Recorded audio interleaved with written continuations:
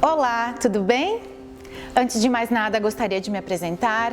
Me chamo Marília, sou nutricionista e hoje estou aqui para conversar com vocês sobre mitos e verdades da gestação até o puerpério, aquele momento da amamentação.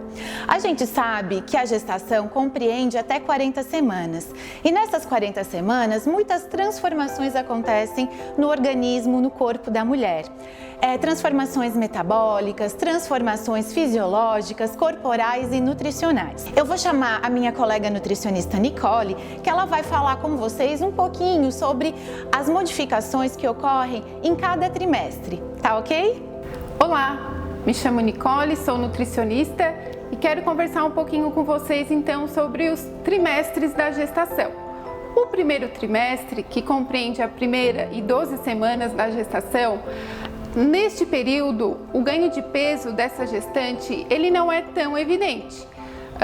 O que pode acontecer nesses primeiros 3 meses, essa gestante ela pode apresentar alguns sintomas, como por exemplo, náuseas, o enjoo, né?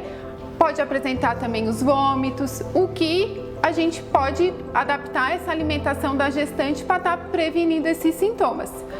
Também pode apresentar o aumento do apetite, que muitas vezes pode estar relacionado a um pouco de ansiedade que essa gestante pode apresentar durante esses primeiros 3 meses. Então, conversando sobre o segundo trimestre de gestação, que envolve de 13 a 25 semanas, se planeja um aumento da necessidade calórica dessa gestante, o que não significa que essa gestante ela deve estar comendo por 2. Né? Então, muito pelo contrário, essa gestante ela deve ter uma alimentação mais adequada, né? Então, esse planejamento do cardápio, ele vai ser em torno de aproximadamente 300 calorias a mais durante o dia que essa gestante ela deve estar consumindo, né? Durante todo o seu dia.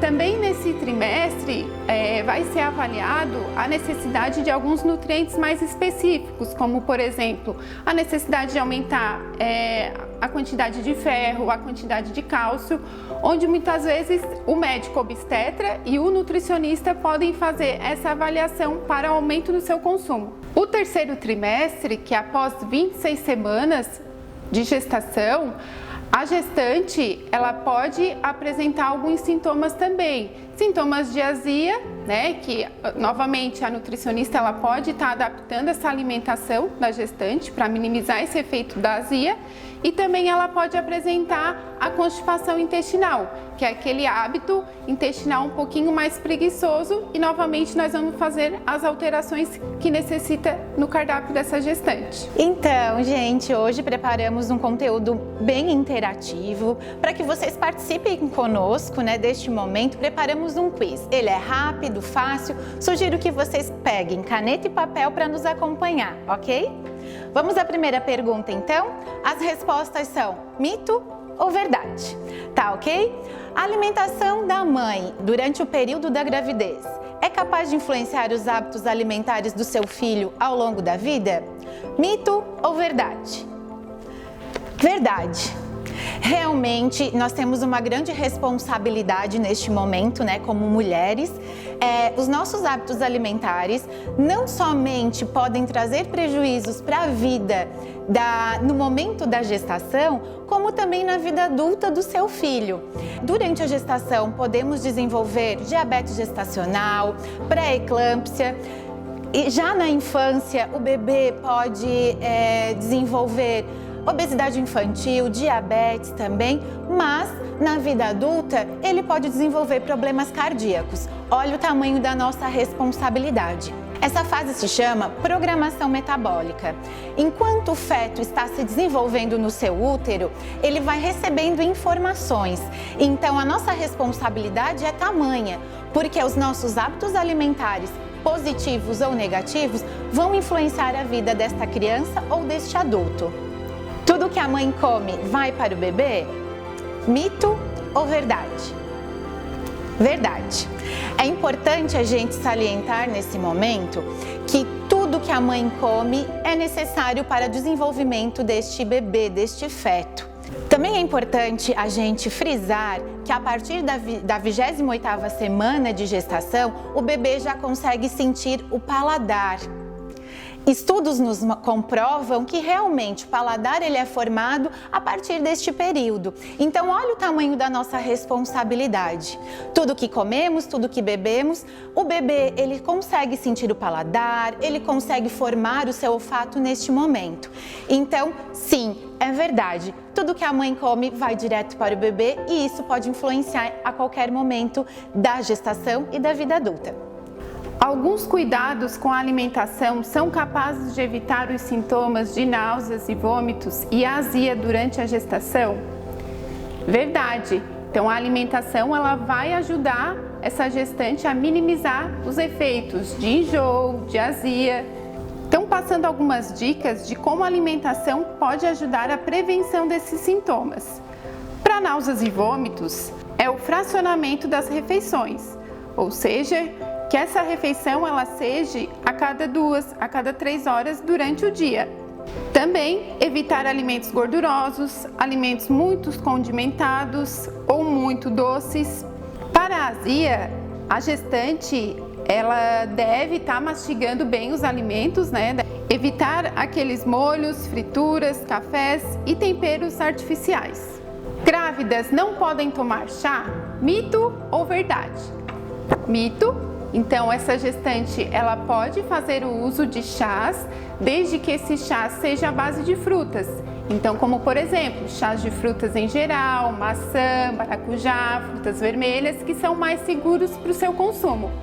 Deve ser evitado o uso de chás à base de ervas, porque não se tem uma dose segura para essa gestante fazer o consumo. O consumo de café e outros produtos à base de cafeína está liberado durante a gestação? Mito ou verdade? Então, lembrando que é um mito, né? O café e outras fontes de cafeínas não estão totalmente contraindicados. A gente tem que lembrar que alguns alimentos, além do café, nós encontramos também teor de cafeína. Fazer o consumo de bebidas alcoólicas, mesmo que seja em pequena quantidade, não faz mal ao bebê? Mito ou verdade?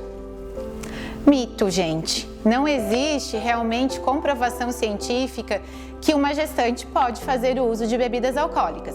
Diferente da cafeína, que existe uma dosagem mínima por dia, né? O álcool, ele não existe essa comprovação científica, até porque já sabemos que o consumo de álcool na gestação e lactação pode trazer danos para a vida deste feto, pode trazer danos para a vida deste bebê. Lembrando então da nossa responsabilidade como mãe, que a partir da 28ª semana, tudo que é consumido vai para o bebê e nesse momento acontece o descobrimento do paladar, do odor também. Então, anotem aí, é mito. É importante aumentar o consumo de fibras na alimentação durante a gravidez?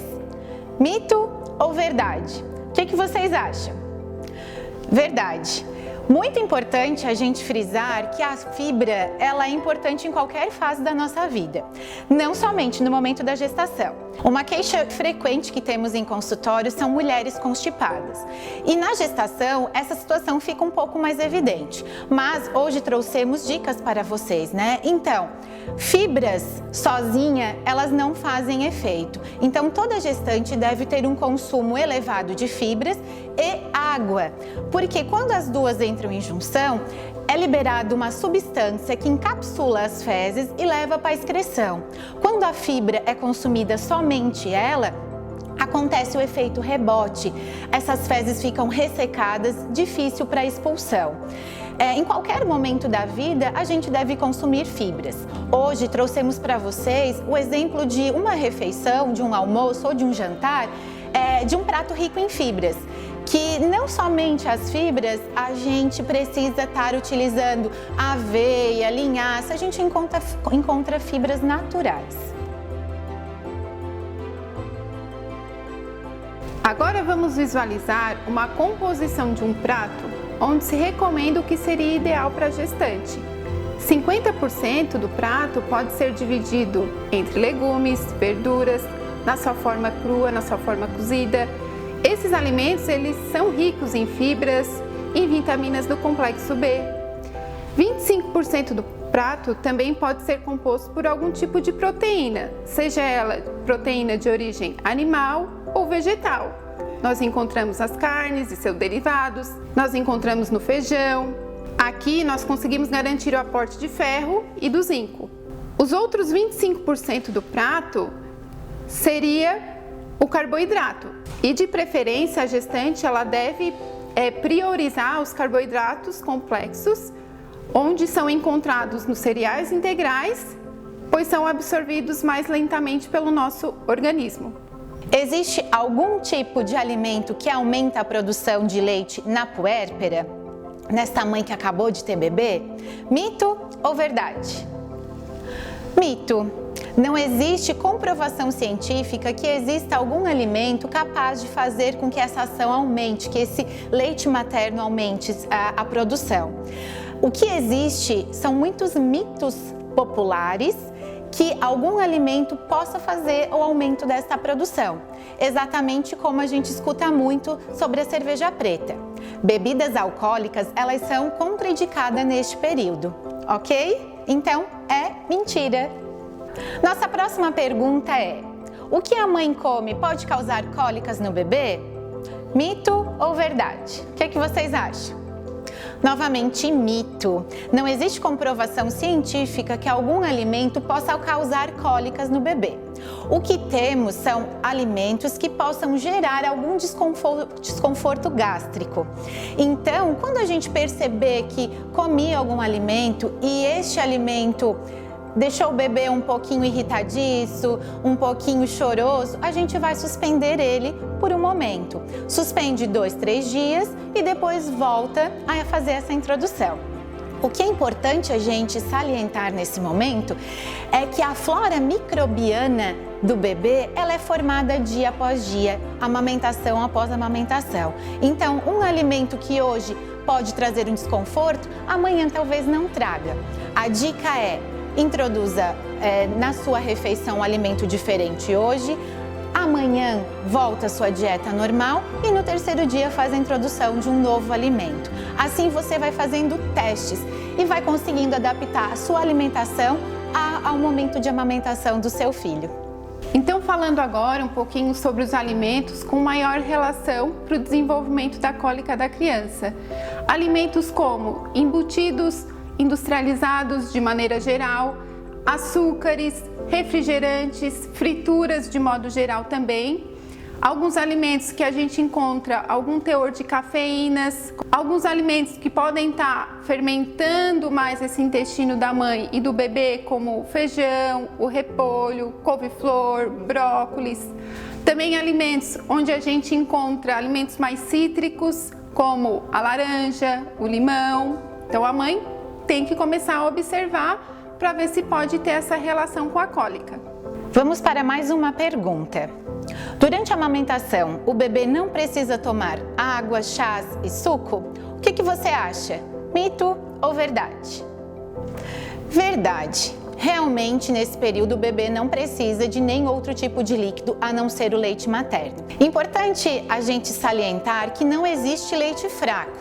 O leite ele vai se adaptando à medida da oferta que a gente faz para o bebê. Também o leite dos primeiros dias ele é mais clarinho, porque é o que o bebê precisa naquele momento. Assim que o bebê precisar de novas necessidades, o leite vai se adaptando a este processo. Então isso é bem importante a gente deixar claro. A gente sabe também que a Sociedade de Pediatria, ela preconiza a alimentação exclusiva de leite materno até os 6 meses.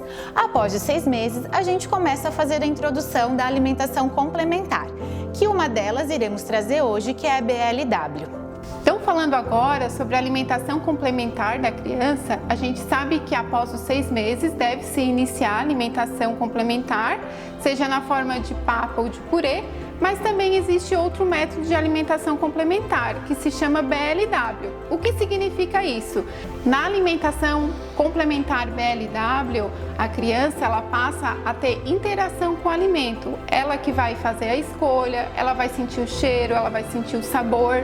E lembrando que a Sociedade Brasileira de Pediatria, ela não faz a recomendação exclusiva dessa alimentação complementar BLW, mas que sim, essa alimentação BLW seja complementada com a alimentação complementar, na forma de papas e na forma de purês. Vamos mostrar agora alguns cortes da alimentação que deve ser oferecida para essa criança. Primeiramente, então, o bebê ele precisa ser acomodado à mesa junto com a família. Então, após os 6 meses, o ideal seria fazer o corte das frutas na sua forma de palito. Por volta de 6 meses, então o bebê ele pega esses alimentos com o punho fechado. Quando o bebê começa a se desenvolver, a partir do 8º até 1 ano de idade, a oferta desses alimentos podem ser em pequenos cortes, né? Porque à medida que o bebê desenvolve, ele vai fazer o movimento de pinça, ou seja, ele vai pegar esse alimento em cortes menores. Gostaríamos de agradecer a você que compartilhou deste momento aqui conosco. Esperamos ter sanado todas as dúvidas. Agradecemos novamente a sua presença e até breve.